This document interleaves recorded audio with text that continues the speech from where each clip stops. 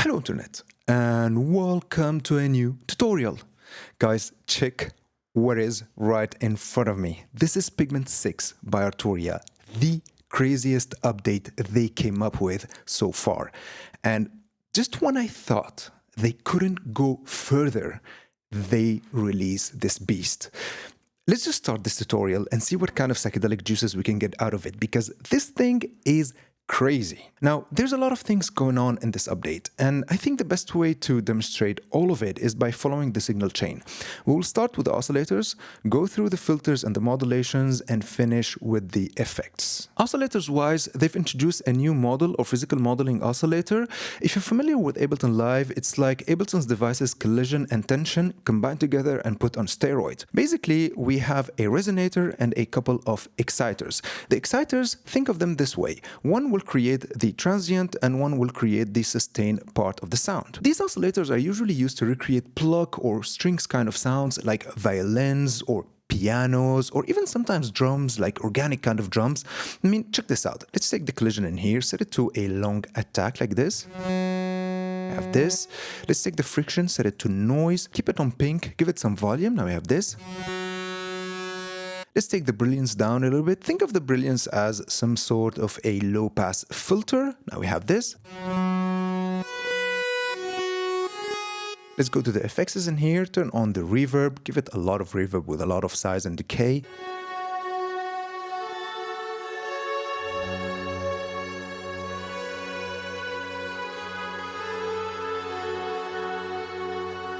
But as a Psytrance producer and a sound designer, I'm not always looking at recreating natural sounds. What I'm looking for is breaking the boundaries. I want to create things you've never heard before. And what makes this oscillator a perfect candidate to create something you've never heard before is that it offers all of the controls that allows me to bend and warp the sound in all kind of crazy ways. I mean, check this out. Let's go to the sequencer, turn it on. I have a preset for a random kind of arpeggiator. Yeah, basic random. Now we have this. Okay, nothing too special. Let's turn down the delay. Let's go back to the synth in here. So what I'm going to do, this collision, I'll keep it the way it is. The friction, same thing. But let's play with the warp in here. See, we're not doing anything crazy. We're just playing with the warp parameter. Check what we will have. Okay, I'm playing a low note in here. Let's take the chorus pitch, set it 1 octave higher. Let's go back to the sequencer. Let's modulate the octaves of the note. And you know what? Let's modulate the pitch of these notes in a complete random way. Now we have this. Just a random sequence playing random notes. Let's modulate the warp again and see what we will get now.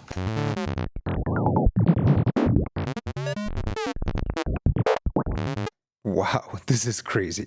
Let's go to the random modulators in here. Let's pick the first random modulator. By the way, this is a new random modulator. We will talk about it later on in this video. Let's pick it, put it on the warp in here. Let's make it modulate all the way up, but we will set it to unipolar modulation like this. Let's set the rate to maybe, let's keep it on 1 on 4 like this. Set the retrigger to free running. I want it to be free running, so we'll add some smoothing. Now we will get this modulation. Check this out. Okay, let's reverse the modulation like this. Now we have this.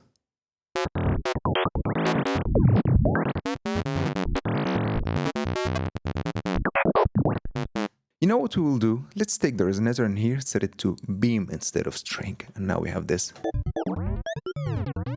Let's give it more volume like this.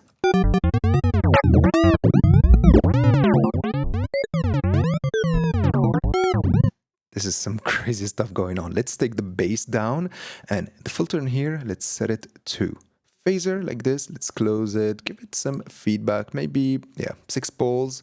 Now we have this.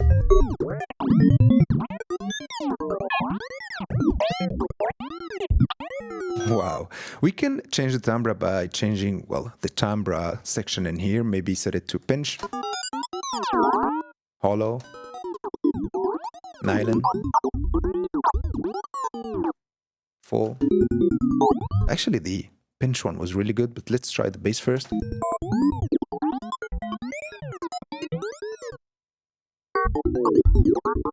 No, actually bass is the best one. Now let's go to the LFOs in here. This first LFO, I'll use it to modulate the phaser filter. What I'll do, I'll set it to triangle like this, polarity only unipolar. I want it to start at a phase of 270, basically from 0 goes up to maximum, go down to 0. Set the rate to maybe, let's go a couple of bars, and retrigger mode to free running. Now let's modulate the cutoff like so. Perfect. Maybe we can play with the shape knob. This is starting to get really crazy. Let's go to the random modulators. Second random in here. Set the smoothing to 0. Set the rate maybe, straight only, 1/8.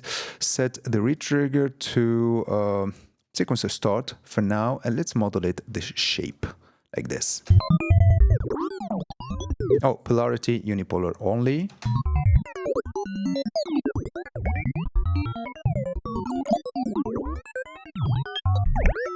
This is crazy. Let's go to the FXs in here. First, FXA, let's go with a multi-filter like this one. I'll set it to high pass. Why? Because I want to filter out the nasty lower frequencies. So I'll set it to maybe 160 Hertz, slope 24. Let's keep the Q the way it is. Now we have this. Yeah, just filter down the nasty low frequencies. Now, let's take another multi-filter like so. Let's set it to a comb filter. Close down the filter like this. Give it some resonance. Now I have this.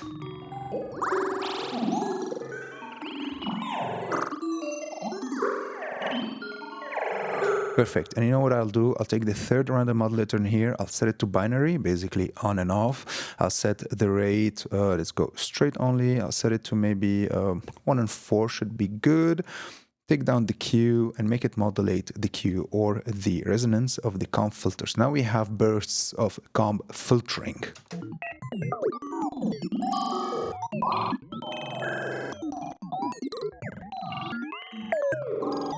This is perfect. And you know what we can do to take down some of the higher nasty frequencies this time, these resonances? We can go to the synth in here and modulate the brilliance with the same binary random modulator. So every time there's a burst of the comb filter, we will have less higher frequencies, so we'll have a smoother sound. And to finish this patch, let's go back to the FXs. Let's add a compressor in here. What I'll do, I'll set it to limiting mode, basically ratio 100:1, attack 0, release something fast, and let's compress. We don't want to exceed 5 dB of gain reduction. Perfect. This is a protection stage. Now, I'm exceeding 5. Maybe let's stay between 5 and 10. Something like this, yeah. So we'll have a consistent sound. Now, let's give it some output gain like this.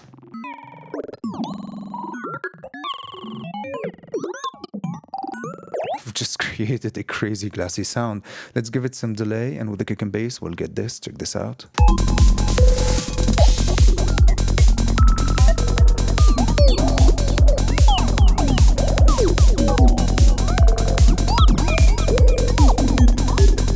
Maybe the modulation on the shape is taking the sound way too far, so let's take it off. Now we have this.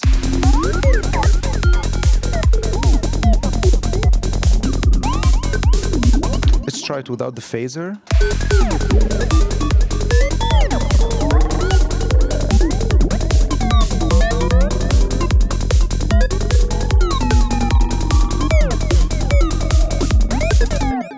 I want to make this sound a bit crazier, even though this wasn't scripted for this tutorial. But you know what?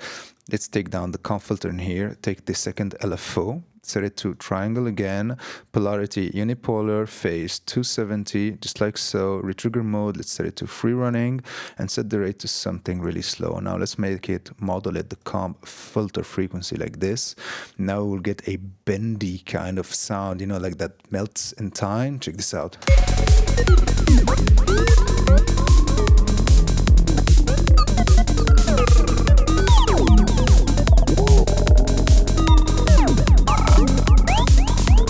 Maybe just give it a little bit more resonance, just like so.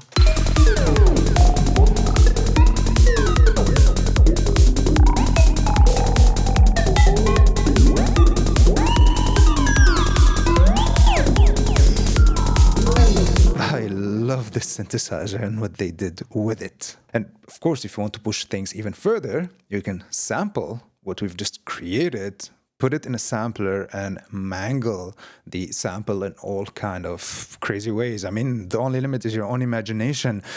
Just the raw material coming from Pigments is just on another level of psychedelic. I love it. Up next in the signal chain, we have the filter. What Arturia did in here is that, first of all, they've introduced the classic or the Multimode Filter V2.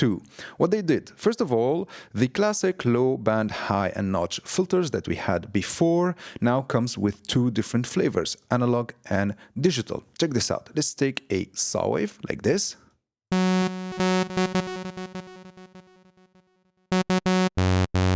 Let's give it some resonance like so, close it. Let's take the low pass 24, we will hear the effect even better. This is the analog one, let's go one octave lower. Wow, let's go to the digital one. And of course this affects the drive of the filter, check this out.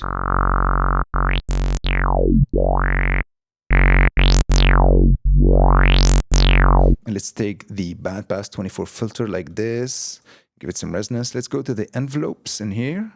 Let's take the second envelope, make it modulate the filter cutoff like so. Zero attack, give it some decay. Now I have this. Let's take down the volume a bit. Maybe turn down the drive. This is a bit too much. Let's take the oscillator a couple of octaves lower like this. Give the filter more resonance. No drive at all. This is nice. Maybe stick with the digital. Oh, wow, this is really good. More volume. Way more volume. Let's give it some delay. And now we have this. Sounds really, really good. Maybe more modulation. Let's go back to the analog one. Okay, way too loud, take down the volume. See, two different characters from the same filter. And speaking of the multimode filter, they've added a new all-pass filter inside of it. This is huge. You know what this means? Now we can create the cleanest phase distortion effects for our bass lines without the need for multiband compression or saturation or any multiband processing. And even phase alignment now can be done right from the source, right from Pigments itself. Check this out. Here we have a really simple Psy Bass patch, a saw wave going through a low-pass filter. And by the way, I'm using the Jupiter 8 low-pass 24 decibels per octave filter because I think this is the best low-pass filter Pigments offer for a Psytrance bassline. On filter 1, I've already added an all-pass 36 filter. Now take a look at the scope, I'll play the patch and look what will happen. See, we already have phase distortion. Now let's change the cutoff and resonance parameters and see how will they affect the phase distortion effect.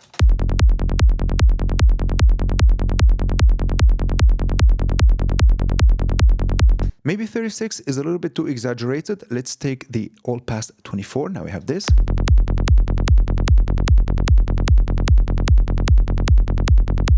Just take a look how it's affecting the phase alignment with the kick.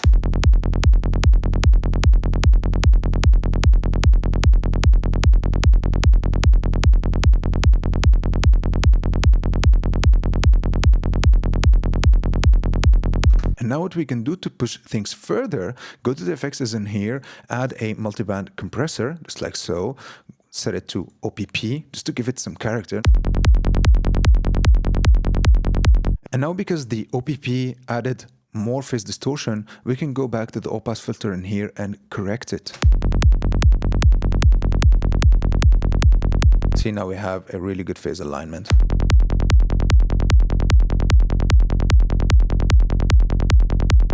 Now this is some decent phase alignment and the bassline sounds really fat. If you want to learn more about Psytrance bassline sound design and its phase alignment with the kick, check out my Psytrance kick and bass masterclasses, links down in the description. Now I don't know what Arturia's developers had in mind when they've started working on this update, but I'm pretty sure it was something like, let's spoil Pigments users as much as possible, because they've just introduced something I've been dreaming of, and that is the cluster filter. Check this out. Let's go to the cluster filter, take the bandpass 24.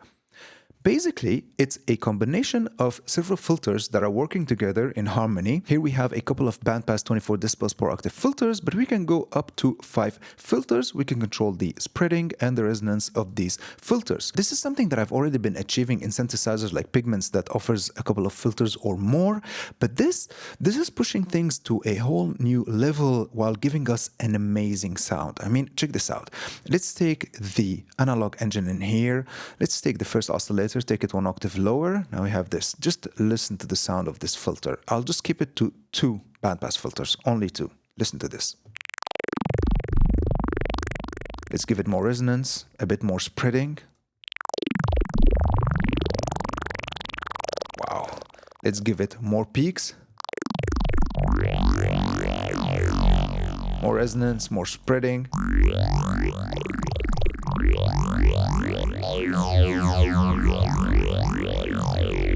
It's like a fake 4-man filter. We're getting basically some sort of a phaser with bandpass filters, basically some sort of a 4-man filter. It sounds amazing. Check this patch out.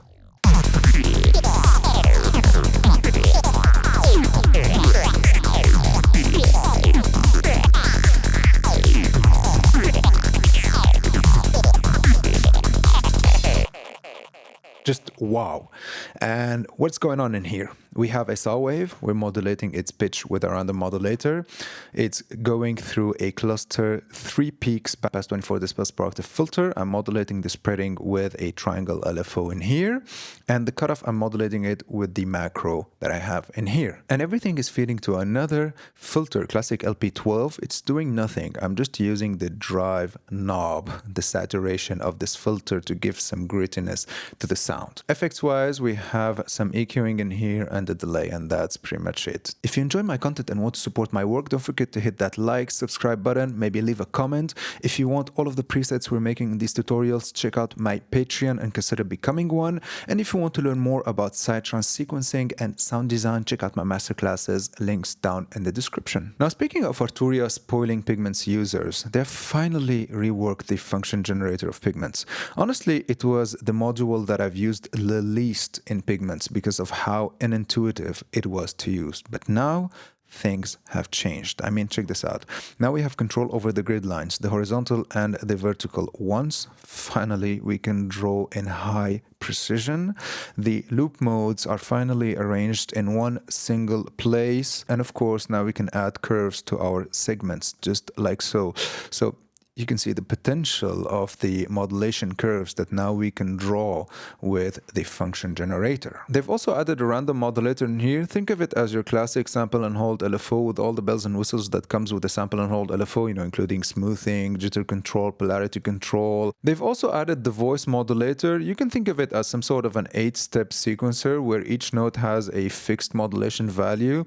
I mean, let's set it to the cycle mode in here, and every time I'll play a note, it's going to step one step further and we will have a different modulation value. Check this out. Now, if you go to the combinate section in here, we will find a new modulator. It's called the Env Follower. And if you are a fan of dynamic modulation, this is the modulator for you. And if you don't know what dynamic modulation is, trust me, you will need it in your next track. Check this out. Basically, the Env Follower, what it will do, we have an audio source in here. It could be anything, even the audio input, from an external audio. And the module is going to react to this incoming audio and will create a modulation envelope according to that audio. I mean, let's take this preset that I've created. So here we have a sample I've created on my Bergen Nitron. It's not a Chelly sustained C1F. It's called something else. I don't know why. It's a bug in the GUI, basically. But this sample sounds like this. Check this out. And as you can see, it's routed to the envelope follower, and the envelope follower is reacting to it and creating a really organic kind of modulation from it. Now, I'm using the envelope follower to modulate. Let's turn down the second engine volume. It's just for modulation. Let's go to the sample in here. First one. This is not the e-piano, by the way. This is something I've created also with the Behringer Nitron. And I'm using the envelope follower to modulate the pitch randomization parameter in here, the scanning parameter, and I'm also using it to modulate the filter. Here we have a cluster BB 24 decibels per octave filter. It's modulating the cutoff and the spreading of the filters. And now let's turn on the effects, give it some delay, check what we will get.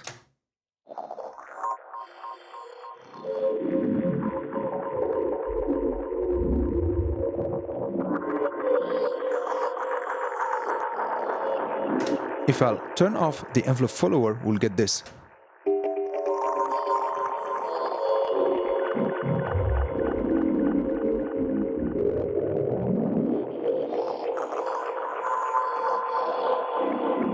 See the movement it's adding to the sound, and of course we can shape this movement by changing the attack and release parameter. By the way, an envelope follower is what you find on a compressor. Basically, it's the detection stage that will then tell the compressor now you have to turn down the volume, right? So we have attack release, we have threshold and input gain to increase the gain of the input signal if it's not loud enough and it's not detecting enough movement. Here's another example where I've used the same sample from my Behringer Nitron to drive the envelope follower, and I've used the envelope follower to modulate the volume of this wavetable engine. The wavetable here called Kind Sprites, and you can find it within Pigments wavetables. And I've also used the lag processor to smooth the envelope follower's modulation, and I've used it to modulate the spreading of the cluster filter.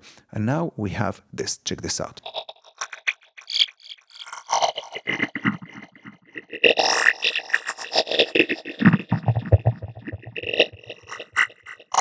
This is psychedelic sound design, but pushed to a whole new level. No Pigments update is complete without new effects, and this year Arturia brought a vocoder. Now, usually vocoders are used to change and alter the timbre of human voice, but personally I prefer using it to shape the sound and give it some dirty character. I mean, without the vocoder we have this sound, and with the vocoder we have this. And you can use any source you like as the modulation source inside of this vocoder, even the audio input. In the case of this patch, I've used a wavetable that I've sampled from my virus. It sounds like this.